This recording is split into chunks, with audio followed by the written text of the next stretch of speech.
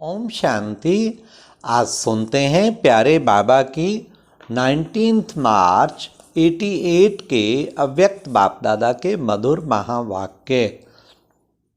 आज की मुरली में बाबा ने कौन से मूल सिद्धांत से वर्षा सिद्धि के रूप में मिलता है, फिर प्यारे बाबा ने कौन से श्रेष्ठ सोमान की सीट पर सेट होने से कभी भी अपसेट नहीं होंगे। थर्ड, योग की ऊंची स्थिति बनाने के लिए कौन कौन सी स्थिति का अनुभव करें। लास्ट, कौन सा अनुभव सुस्ती को भगा देता है। तो सुने। आज 19 मार्च की मुरली का टाइटल है याद में रमणीकता लाने की युक्तियां। आज की मुरली में बाबा ने सचमुच ही बड़े सुंदर सुंदर टिप्स बताए जिससे हम बहुत सहज योगी, निरंतर योगी बन सकते हैं। कौन कौन सी स्थिति का हमें अनुभव करना है वो प्यारे बाबा ने बताया। तो सुनते हैं। आज विधाता वरदाता बाप दादा अपने मास्टर विधाता वरदाता बच्चों को देख रहे हैं। हर एक बच्चा विधाता भी बने हो तो वरदाता भी बने हो। साथ साथ बाप दादा देख रहे थे कि बच्चों का मर्तबा कितना महान है। तो बाबा ने कहा इस संगम युग के ब्राह्मण जीवन का कितना महत्व है। फिर बाबा ने कहा विधाता वरदाता के साथ विधि विधाता भी आप ब्राह्मण हो।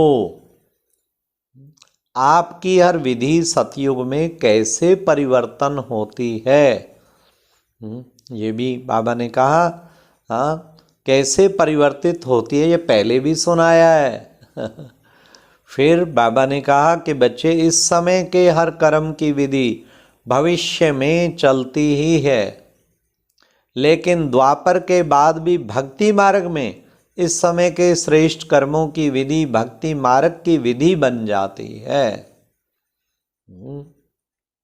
तो पूज्य रूप में भी इस समय की विधि जीवन के श्रेष्ठ विधाता के रूप में चलती है, और पुजारी मार्ग अर्थात भक्ति मार्ग में भी आपकी हर विधि नीति व रीति से चलती आती है।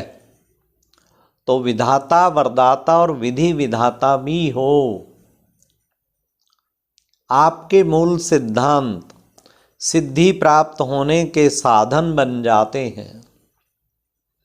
जैसे मूल सिद्धांत बाप एक ही है, धर्म आत्माएं महान आत्माएं अनेक हैं, लेकिन परमात्मा एक है। इसी मूल सिद्धांत द्वारा आधा कल्प आप श्रेष्ठ आत्माओं को एक बाप के द्वारा प्राप्त हुआ वर्षा सिद्धि के रूप में प्राप्त होता है। प्रालब्ध मिलना अर्थात सिद्धि स्वरूप बनना, क्योंकि एक बाप है और बाकी महान आत्माएं व धर्म आत्माएं हैं। बाप नहीं है तो भाई भाई हैं। वर्षा बाप से मिलता है, भाई से नहीं मिलता। तो इस मूल सिद्धांत द्वारा आधा कल्प आपको सिद्धि प्राप्त होती है, आधा कल्प सिद्धि प्राप्त होती है। और भक्ति मार्ग में भी गॉड इज वन, यही सिद्धांत सिद्धि प्राप्त करने का आधार बनता है। भक्ति का आदि आधार भी क्या है? बाप के शिवलिंग रूप से आरंभ होता है, जिसको कहा जाता है अव्यभिचारी भक्ति। तो भक्ति मार्ग में भी इसी एक सिद्धांत द्वारा ही सिद्धि प्राप्त होती है कि बाप एक है। ऐसे जो भी आपके मूल सिद्धांत हैं, उस एक एक सिद्धांत द्वारा सिद्धि प्राप्त होती रहती है। जैसे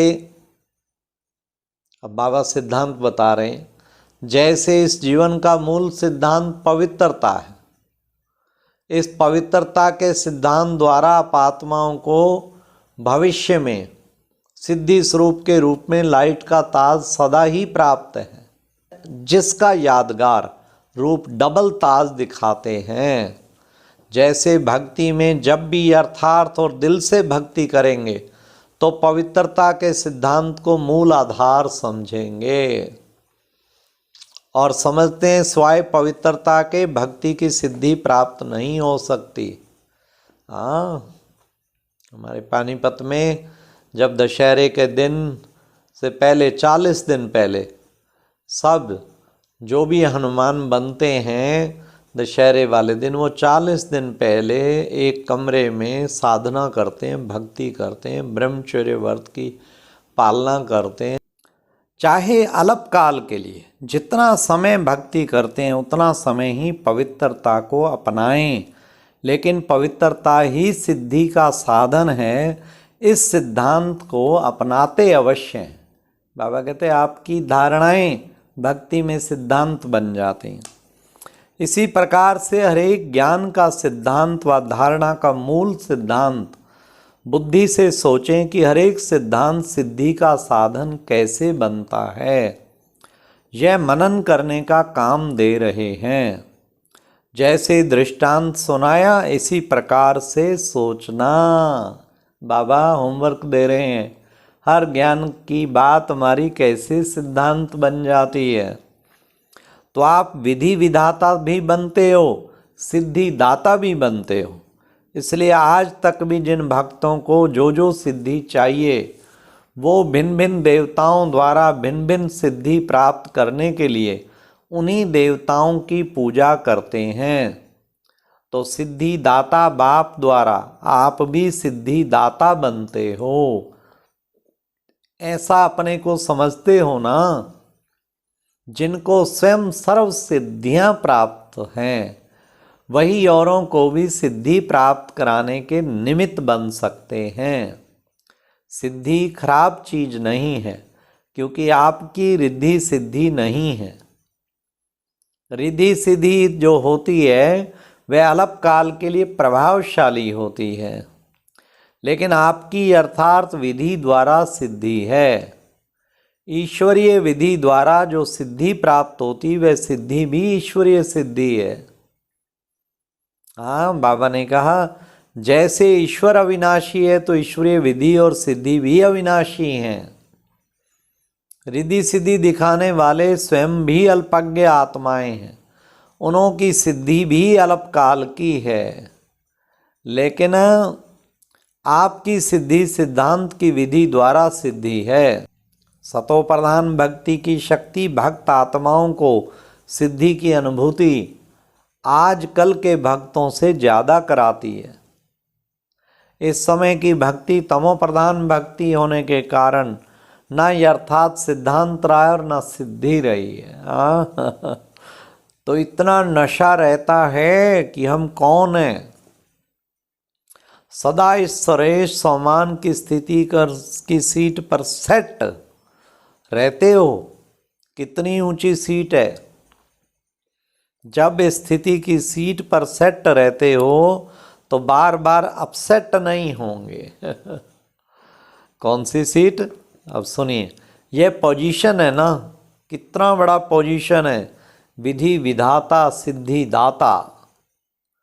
तो जब इस पोजीशन में स्थित होंगे तो माया अपोजिशन नहीं करेगी, सदा ही सेफ रहेंगे। अपसेट होने का कारण ही है क्या? अपनी ऊंची श्रेष्ठ स्थिति की सीट से साधारण स्थिति में आ जाते हो। याद में रहना व सेवा करना एक साधारण दिनचर्या बन जाती है, लेकिन याद में बैठते हो तो अपने कोई ना कोई श्रेष्ठ सम्मान की सीट पर बैठो। सिर्फ ऐसे नहीं, याद के स्थान पर व चाहे योग के कमरे में चाहे बाप के कमरे में बेड से उठकर व सारा दिन में जाकर बैठ गए, नहीं नहीं नहीं, केवल बैठना ही सफिशिएंट नहीं है, लेकिन जैसे शरीर को योग्य स्थान देते हो वैसे पहले बुद्धि को स्थिति का स्थान दो। किस स्थिति पे सेट रहना है ये भी स्थान देना है ना। तो ईश्वरीय नशा सीट से स्वतः ही आता है। आजकल भी कुर्सी का नशा कहते हैं ना, कुर्सी का नशा। हाँ, आपको तो श्रेष्ठ स्थिति का आसन है। कभी मास्टर, अब सुनिए कौन कौन सी योग की स्टेजेज। कभी मास्टर बीज रूप की स्थिति के स्थान पर सीट पर सेट हो, कभी अव्यक्त फरिश्ते की सीट पर सेट हो, तो कभी विश्व कल्याणकारी स्थिति की सीट पर सेट हो। ऐसे हर रोज भिन्न भिन्न स्थिति के आसन पर व सीट पर सेट होकर बैठो। अगर किसी को भी सीट सेट नहीं होती है तो हलचल करते हैं ना, कभी ऐसा करेंगे कभी वैसा करेंगे, तो बुद्धि भी हलचल में तब आती है जब सीट पर सेट नहीं होते हैं। जानते हो, जानते तो सब हो कि हम ये हैं अगर अभी से पूछें आप कौन है तो लंबी लिस्ट अच्छी निकाल आएगी। हाँ, अच्छी निकाल देंगे, सामान की लिस्ट सब जानते हैं। लेकिन हर समय जो जानते हो वह अपने को मानो, सिर्फ जानो नहीं मानो क्योंकि जानते हो, जानने से सूक्ष्म खुशी तो रहती है, हाँ मैं ये हूँ, लेकिन मानने से शक्ति आती है और मानकर चलने से नशा रहता है। जैसे कोई भी पोजीशन वाले जब सीट पर सेट होते हैं तो खुशी होगी ना, लेकिन शक्ति नहीं होगी। तो जानते हो लेकिन मान कर चलो और बार बार अपने से पूछो, चेक करो कि सीट पर सेट हूँ या साधारण स्थिति से नीचे आ गया हूँ। जो औरों को सिद्धि देने वाले हैं वह स्वयं हर संकल्प में, हर कर्म में सिद्धि स्वरूप अवश्य होंगे, दाता होंगे। सिद्धि दाता कभी यह सोच भी नहीं सकते कि जितना पुरुषार्थ करते हैं व मेहनत करते हैं इतनी सिद्धि नहीं दिखाई देती है। जितना याद में अभ्यास करते हैं उतनी सिद्धि नहीं अनुभव होती है। इससे सिद्ध है कि सीट पर सेट होने की विधि यथार्थ नहीं है। रमणीक ज्ञान है, रमणीक अनुभव स्वतः ही सुस्ती को भगा देगा। बड़े रमणीकता से बाबा को याद करें। हाँ, यह तो कहीं कहते हैं ना वैसे नींद नहीं आएगी, लेकिन योग में नींद अवश्य आएगी। ये क्यों होता है? ऐसी बात नहीं कि थकावट है, लेकिन रमणीक रीति से और नेचुरल रूप से बुद्धि को सीट पर सेट नहीं करते। तो सिर्फ एक रूप से नहीं, लेकिन वैरायटी रूप से सेट करो। चीज़ अगर वैरायटी रूप में परिवर्तन कर यूज करते हैं तो दिल खुश होती है ना। चाहे बढ़िया चीज़ हो, लेकिन अगर एक ही चीज़ बार बार खाते रहो, देखते रहो तो क्या होगा? ऐसे बीज रूप बनो। अब सुनो कौन कौन सी स्थिति में वैरायटी, कौन कौन सी ऐसे बीज रूप बनो। लेकिन कभी लाइट हाउस के रूप में, तो कभी वाइट हाउस के रूप में, कभी वृक्ष के ऊपर बीज के रूप में, तो कभी सृष्टि के चक्र के ऊपर टॉप के रूप पर खड़े होकर सभी को शक्ति दो। जो भिन्न भिन्न टाइटल मिलते हैं ना, रोज रोज भिन्न भिन्न टाइटल अनुभव करो। कभी नूरे रत्न बाप के नैनों में समाया हूँ, इस स्वरूप की अनुभूति करो। कभी मस्तक मणि बन, कभी तख्त नशीन बन, भिन्न भिन्न स्वरूपों का अनुभव करो। वैरायटी करो तो रमणीकता आएगी। आजकल रोज मुरली में भिन्न भिन्न टाइटल देते हैं। क्यों देते हैं? उसी सीट पर सेट हो जाओ और सिर्फ बीच बीच में चेक करो। पहले भी सुनाया था कि भूल जाते हो, 6 घंटे 8 घंटे बीत जाते हैं, फिर याद आती है फिर सोचते हो, इसलिए उदास हो जाते हो कि आधा दिन तो चला गया। नेचुरल अभ्यास हो जाए, जब भी विधि विधाता व सिद्धि दाता बन विश्व की, तभी बाबा ने कहा आत्माओं का कल्याण कर सकेंगे। समझा? अच्छा, चारों ओर के सर्व सेवा के उमंग उत्साह में रहने वाले, सदा एक बाप के स्नेह में समाये हुए, सदा हर कर्म में श्रेष्ठ विधि द्वारा सिद्धि को अनुभव करने वाले, सदा स्वयं को विश्व कल्याणकारी अनुभव कर हर संकल्प से बोल से श्रेष्ठ कल्याण की भावना और श्रेष्ठ कामना से सेवा में बिजी रहने वाले, ऐसे बाप समान सदा थक सेवाधारी बच्चों को बाप दादा का याद प्यार और नमस्ते। अच्छा, ओम शांति। ये एक प्रेरणादायक वीडियो है, जरूर देखें, कोई भी मिस ना करे।